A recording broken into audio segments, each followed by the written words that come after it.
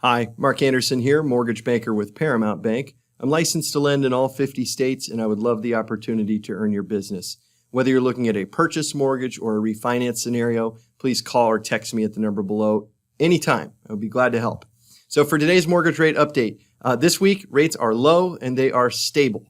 This is really good to be able to say, because we have had several periods over the last couple months where things have been really crazy. They've been really volatile. Pricing's different in the afternoon than it is in the morning. And it's just kind of nice to be in a spot where I can have a conversation with somebody and not worry about the rates moving on me, half an hour later, whatever the case may be. It did look like we had a moment, this was 2 days ago, which seems like about 47 days ago. But on the 18th, the bond prices fell. Now, this did cause some of the big institutional lenders to make their rates worse. But the bond market quickly corrected itself, and we were right back basically at the same bond price levels of 5 days ago. This is the 5-day view. Now, to compare today's performance in the bond market to yesterday, if you watch yesterday's video, I had actually made a recommendation to a client to hold off on locking yesterday until pricing came out this morning. It turned out that did turn out to be good advice. It was worth the gamble. Now, the pricing that I was able to lock in for him today, it wasn't dramatically better than what we had at the end of yesterday. We're not even talking about a different interest rate, but the costs were a little bit lower today.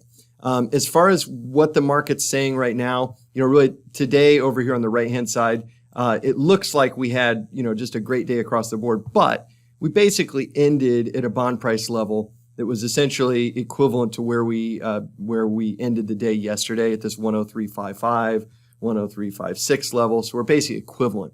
What that tells me, there's not a strong indicator that the rates are going to change at all tomorrow. So for right now, again, rates are low, they're stable. We're just one step above the lowest rates. You'll see in the stair-step chart, one step above the lowest rates that we've seen over this low interest rate cycle. Now I'm going to put a little caveat on that. For high balance or high loan scenarios, I am seeing opportunities to lock people in really at the lowest rates that we've seen. The caveat there is it doesn't apply to all loan amounts. It seems that on the higher loan amounts, there's an opportunity to essentially be virtually equivalent to the lowest rates we've seen over this low rate cycle. But I'm still keeping the stair-step chart at that one step above because it doesn't seem to have really baked in fully across the board. For today's quick tip, I wanted to talk a little bit about how to compare mortgage quotes. Now, one thing I think that my industry does a very, very bad job of is providing consumers a truly comparable, easy-to-use standard method of comparison. If you talk to 5 different lenders, you're going to get 5 different quotes that are in 5 different formats that include different things, that include different assumptions. And candidly, as a consumer rights advocate myself, I don't envy the consumer's position when it comes time to shopping around for a mortgage because it's just not as easy as it should be. Now, the regulators have put together this official loan estimate. And the loan estimate is something that every lender is required to provide after loan application. And the key problem with that is the after loan application part. The regulations don't kick in when you're in the kind of, I guess we'll call it the kicking the tires stage of the process. When you're just having the initial conversations with lenders, they're not required to provide an official loan estimate. And candidly, it's kind of clunky to have to provide an official loan estimate because instead of just being able to talk numbers with you, I've got to take your full application. I have to pull a credit report. I have to put together essentially your loan application file, which is time intensive and also, as I'm going to advise, is really just unnecessary from a consumer standpoint. What you have to do to resolve the fact that it's difficult to make comparisons between lenders is you just have to get a little bit of education in how to isolate down to the variables that matter. Now, the first thing I'm going to say on this, APR, don't worry about it.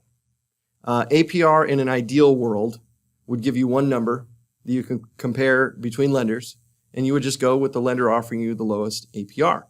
There are many problems with APR. I actually recommend going to the Wikipedia entry on APR, and there's a section, I think it's actually called like failings in the United States as a comparable standard. And it truly is not a comparable standard. Lenders are able to apply different assumptions to come up with different calculations that can make their APR kind of artificially seem lower than the other guy. It's also just not the case that you can boil a mortgage quote down to one number. Now, this may be the bad news of this, but really what I'm recommending is that you have to be able to make a multivariable comparison. It is unfortunate that we can't just rely on one number. It's unfortunate that the APR does not work maybe as the regulators have intended it to be used. But the first thing that you want to start with is the interest rate itself. Again, not the APR. What is the actual interest rate?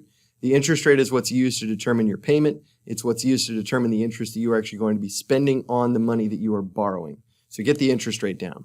The next thing that you have to get is you have to boil down to the lender fees.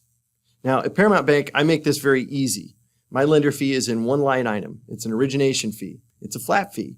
It's charged on every single transaction. It's the same across the board. It's very simple. Many other lenders do not make it simple. In fact, I think maybe even the majority of lenders have multiple line items. What you want to look out for: origination fee, underwriting fee, processing fee, admin fee, and even something that sounds like a third-party cost, tax service fee. That certainly sounds like it's going to the IRS or it's going to some third-party entity, but that is a separate line item fee that's paid directly to the lender. To make things easier on yourself and maybe also to filter out the loan officers that you're talking to, rather than rely on your own ability to pick out between all of the fees that you get from that lender on their fee sheet, ask, dear Mrs. Lender, what are your lender fees total? Just give me the bottom line. I don't care how many line items it is. I need to know how much I am being required to pay you as the lender. Now, the reason it's important to isolate down to the lender fees is that when you get to the third-party fees, that's appraisal, the credit report, the title insurance, your escrow deposit, really those items are not going to vary depending on the lender that you choose. Now, there is going to be some amount of fluctuation between what my company pays our credit service provider for a credit report and the other guys. But that is a minor difference. And also, it's very important to note, lenders, when they're quoting these third-party fees, they're not held to a zero tolerance on those estimates. The lender fees, they are held to a zero tolerance. And what that means is if your lender tries to charge you more than what they said up front for their lender fees at the closing, they can't. But there is a tolerance for third-party fees. The tolerance will be 15% for a certain bucket of those third-party charges. So long story short, they don't vary that much between lenders anyway. They're not really a comparable standard, and it's really not truly going to vary depending on who you choose. So again, it's very important to boil down to the lender fees.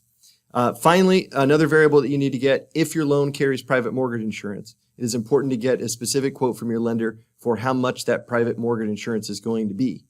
PMI is a third-party service, but there is some variability in lenders in terms of what deal they're able to get for you on private mortgage insurance.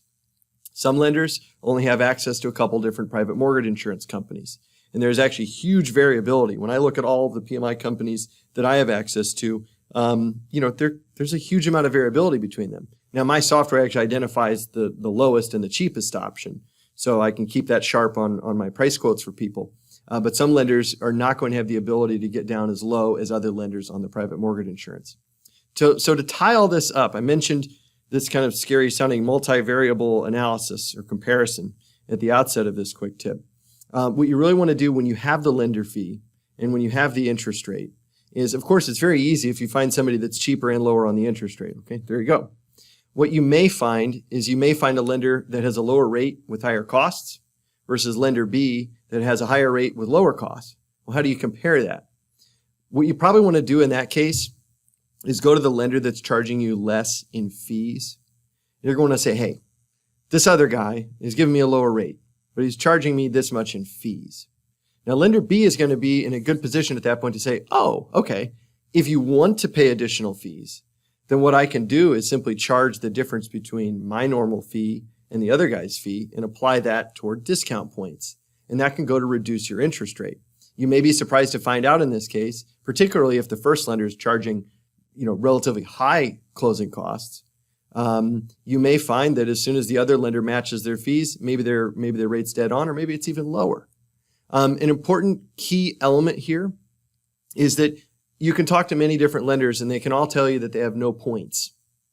Fact is, the amount of fees that you pay a lender determines what rates they offer. Now, there are some kind of sneaky lenders out there that have very high baseline lender charges. And these are the folks that separate them out into multiple line items. When you add it all up, it can be a really exorbitant amount. And just because they don't call those fees points doesn't mean that that's what they're using to make up the profit that they need to offer the rate that they're offering you.